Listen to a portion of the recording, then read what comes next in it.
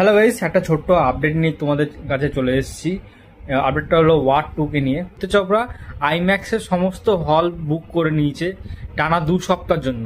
14ই August থেকে টানা 2 সপ্তাহ পুরো আইম্যাক্স সমস্ত বুকিং থাকবে ওয়ার টু এর জন্য।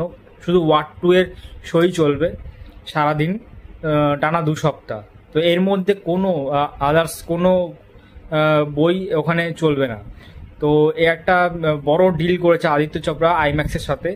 তো এখানে বোঝা যাচ্ছে যে আদিত্য চোপড়ার একটা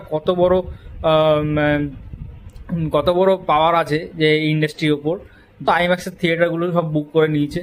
এতে কুলির কিছু শো আইম্যাক্সে কমবে অবশ্যই, কিন্তু এবার দেখা যাক যে 14ই আগস্টের পর কোন বইটা সব থেকে বেশি বিজনেস করে।